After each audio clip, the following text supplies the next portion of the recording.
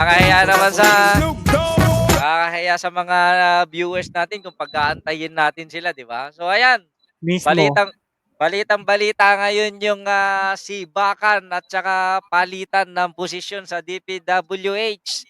PBBM Ah, accepts resignation of Bunuan, appoints Vince Dizon as DPWH Secretary to lead anti-corruption drive. Ngayon, ang tanong anong masasabi ninyo sa pag-resign at pagtanggap ng pangulo, do'n sa resignation ni Manuel Bunuan? Unahin naman natin, Zel LB, shoutout. Magandang, gabi. Unahin natin dito si Evaristo Martin. Okay, salamat po. Ang sa akin, sir, I welcome na si Bono tuloy ng nilisan niyang DPWH. Dahil mahirap kasing magkaroon kasi ng isang investigasyon kung nandiyan pa rin siya. Posible kasing ma-whitewash, posibleng maligaw po yung investigasyon pag nandiyan pa rin siya. At least, meron ng bagong mamamahala and let now the investigation, through investigations, will come through. Will get through talaga. At naway ito po ay will leave no stone unturned. Yung po sana, Sir PT. And kay Vince Dizon, yes, good luck po sa iyo. You have a big job for you and hope talaga may surpass mo. At ika po mag-milestone po yung dapat po na mandato po sa DPWH na dapat i-deliver po ang tamang disenyo ng proyekto na hindi po binabawasan at hindi po dinenenok. Yun po sa akin. Thank you. Ayan, pero bago lahat, batiin ko muna si Erenio Pontoya at saka si Dario Padilla ng Espanya. Shoutout sa inyo. Ayan. Ikaw, Nervin, ano masasabi mo nga dito sa pag-resign ni ah, Bunuan? ako actually nabasa, yun ang mababasa yung pabukas ko ng Facebook kanina nga, ang daking organ sa church. Pero by the way, bago ko magbigay ng aking oo hinggil diyan, let me read this verse, Romans chapter 13 verse 1 and 2. The devil shall be subject unto the higher power, for there is no power but of God, the powers that be are ordained of God. Whosoever therefore resisted the power, resisted the ordinance of God, and they that resist shall receive to themselves damnation. So, ngayon, ang aking opinion diyan sa umambag na balita sa'kin nung pagbukas ko ng FB habang ako'y, napapahinga, uuwi naman galing sa simbahan kanina at kumakain ng, tinapay. Eh, although siya'y, nag-resign as a DPWH secretary, dapat din niya pa rin takasan yung investigasyon na ginagawa ngayon. So, yun yung ano ko lang, yung, sa'kin. Kailangan harapin niya pa rin yung mga potensyal na mga investigation kaugnay dun sa anomalya sa flood control project. Ngayon naman, po na palit niya si Ginoong Vince Dizon na ngayon kasalukuyan pa rin ano pa rin siya na transportation secretary. Ang masasabi ko lang is God bless to Hindi your na brother, journey. nanumpa na. Nanumpa Yeah. na kanina Ako si naman. Season. Okay. So, marami lang is God bless to your journey at, sana, yung mga future projects ay, maayos at, walang nasusubo ko yung sinabi ni, itong, Event Horizon na sana walang ano, walang bawas, walang augmentation or any dapat yung hopefully maganda ng disenyo at, kung may makikita or, made-detect na sangkot sa problema sa corruption, ay sana mapanagot. Yun lang naman. Yan, binabati ko si Abelen de la Cruz at saka sino yung kanina? Okay, Cherry Oo, Bills ng Australia. Shoutout sa inyo. Magandang sa akin naman, I've been calling this since the beginning na nung matumba yung tulay nga sa Kabagan, Santa Maria Isabela. Okay, this is to give way also.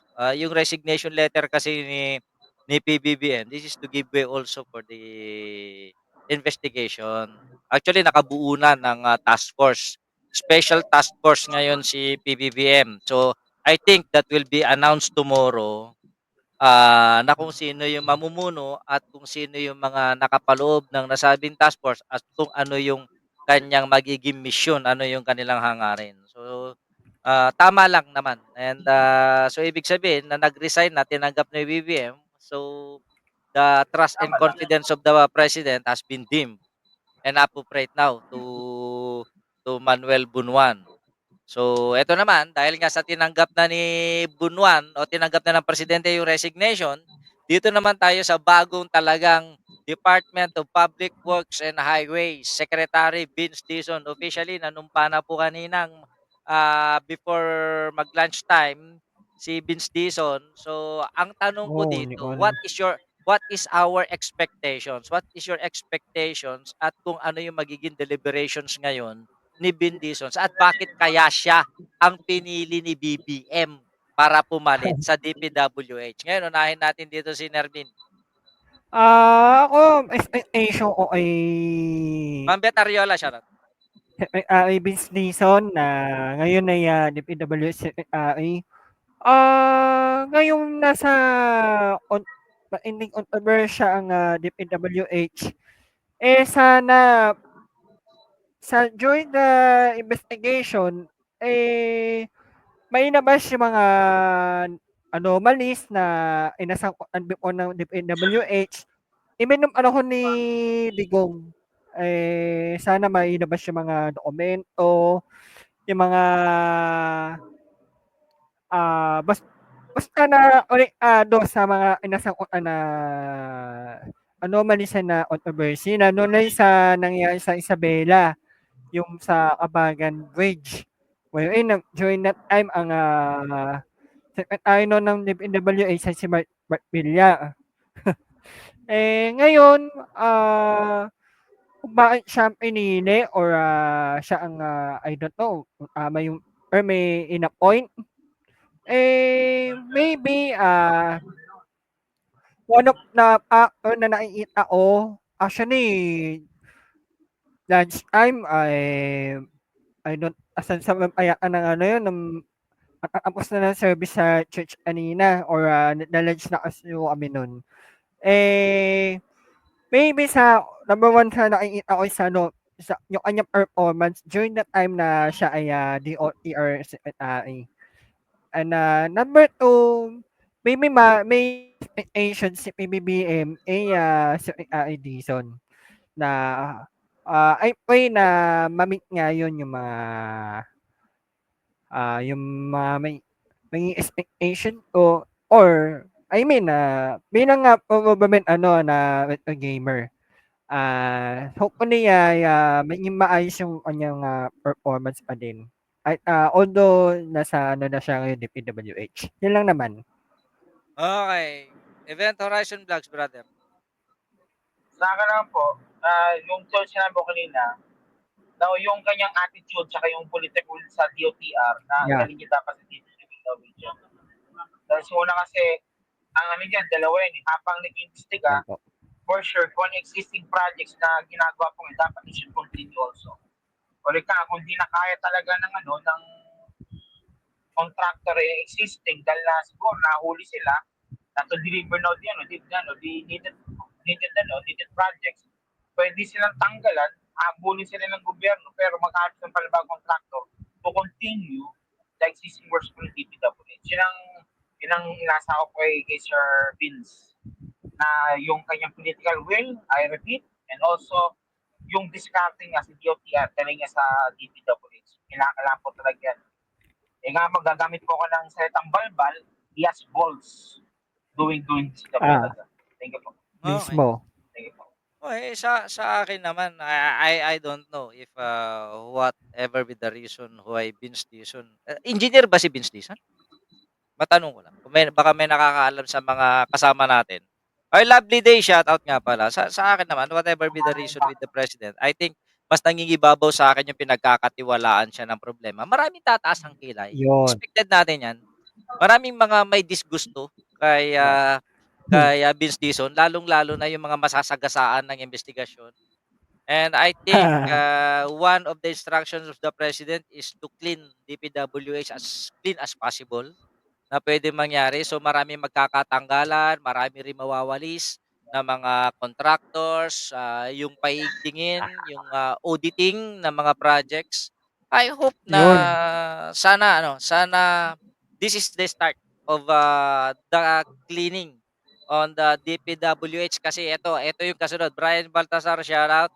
Ito yung kasunod. Gusto ko reaksyonan nyo na to. Itong video na Okay. to. Maliit lang to. Ito. Sige, sige. Pero 1 minute lang to. Pakinggan natin. Okay. Ang DPWH, ang pinaka-racket dyan is yung ghost project. So walang delivery ghost project. Marami yan. Karamihan yan, it's the regional director. Ipapalabas nila na may project ito, but wala. So the best way is to conduct an audit of those projects to determine if they are ghost projects or not. And I think they are plenty. Okay. And I dare say that ang pinakamarami siguro matanggal would be from DPWH. I really intend to clean government. At least kung hindi ko kaya, maminus-minusan ang kurakot sa gobyerno. O yan. Base sa video yan. Gusto ko reaksyonan mo yan. Nervin the Retro Gamer. Alam na pala ni Digong na mayroong problema sa Ay, DPWH. nako. I want you to give a reaction. Yung statement ni Digong. Alam niyo pala may option na sa DPWH? Wala siyang, hindi man niya gawa ng action?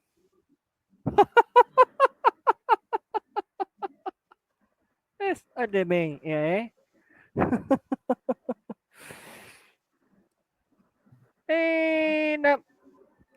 Hindi man na siya makapag-awal ng investigation at tsaka isa pa, yung audit, lost project, what? Ano yun? Medyo naamoy ako ng medyo naasusulasok ha. Medyo naamoy ako dyan ng medyo naasusulasok. Kung alam niya na may option pala sa DPWH, magawa na siya ng hakbang. Masawat yung mga nasabing anomalya.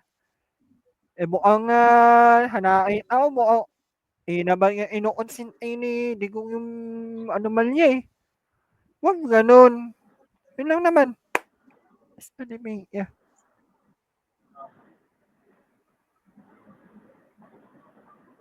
Okay na? Opo.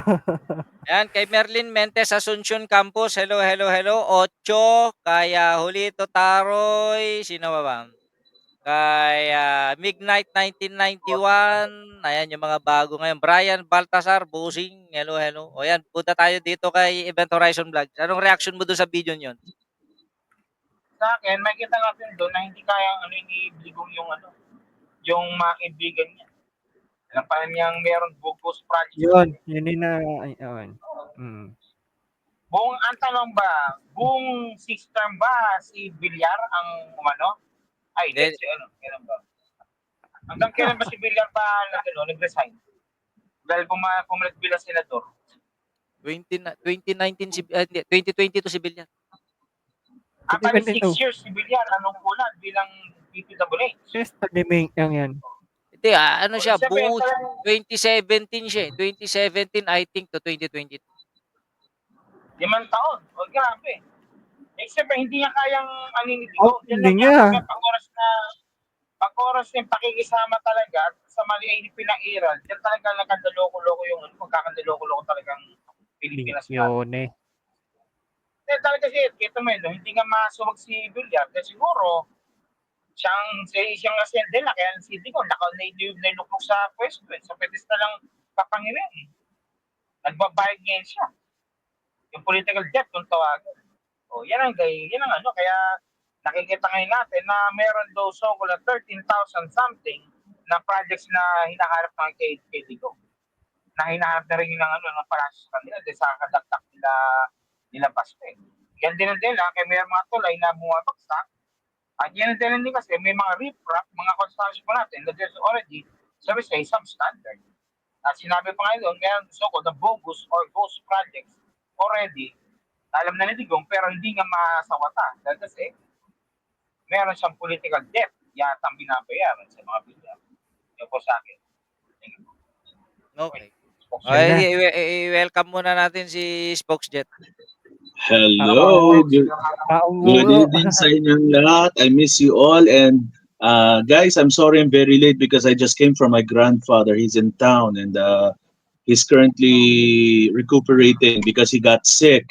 Yes, my loyalistang grandfather, Isabelo Banyas Jr. Yes, please pray for him because he's pushing 96 and he needs to be stronger. Yes, he's the patriarch of the Banyas family. Yes, hello, thank you for welcoming me, guys. Yeah. Please pray for my grandfather.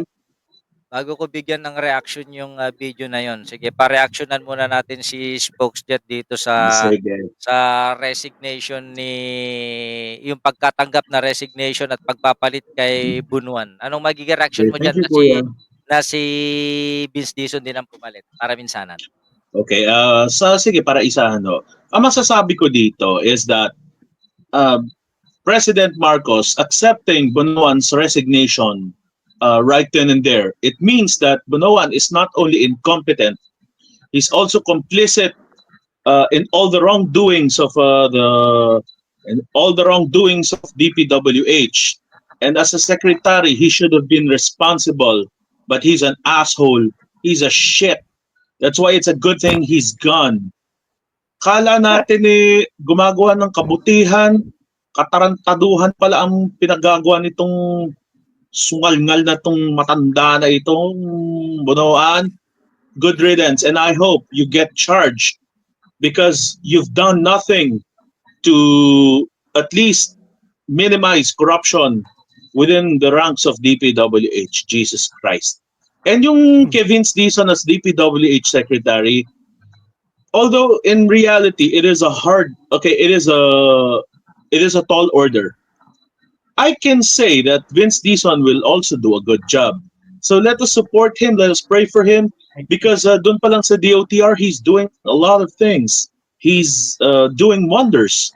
Although it cannot be said that totally natanggal na yung mga corruption sa DOTR na yan, yung mga issue ng mga public transport, But with the big leaps that he has been doing to eradicate corruption and bureaucracy sa DOTR, I trust that he will do the same sa DPWH.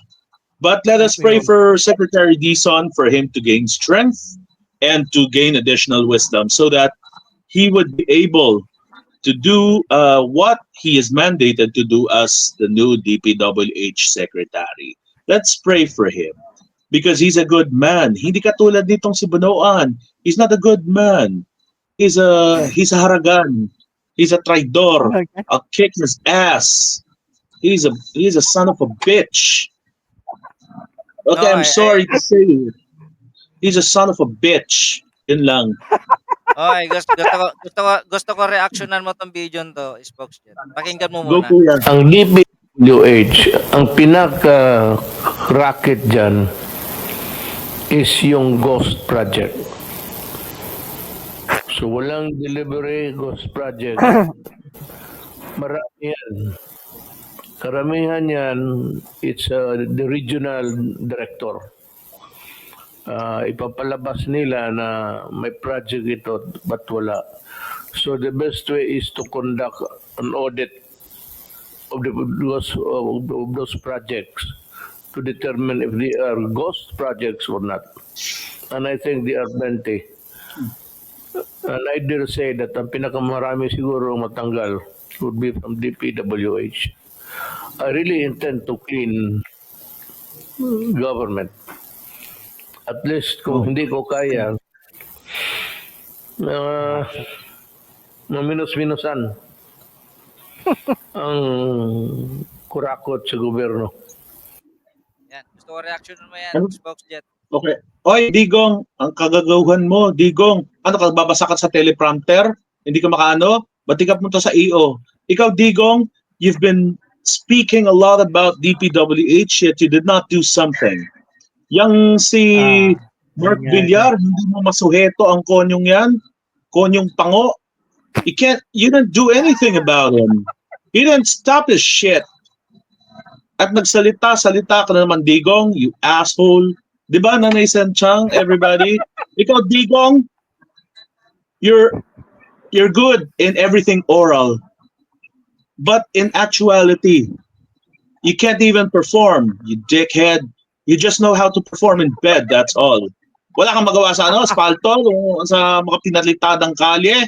Kaya hanggang ngayon, hindi ako nakapagtataka. Marami pa rin mga lansangan na nagsibutas na parang mukha ni Roy Domingo. Bukin. Jesus Christ. Kaya Digong, do not ever preach about morality. Don't ever preach about incorruptibility because you're neither of the two. At saka tumahimik ka na lang, Digong, ha? You better go to the netherworld where you belong. Yun lang, kuya. Yan. Awa naman, Silensyo. reaction ko doon sa video yun. Dali Alam lang, na ha? pala, alam na pala ni Digong, wala siyang ginawa. Alam na pala ang problema ni Digong sa DPWS na nagkakawalaan yung project. Pero bakit, ang tanong ko rito, bakit hinayaan niyang mawala rin ng mga projects nung panahon niya na 13,917 projects? Yun. Yun napakalaging kahipokritohan kay Duterte.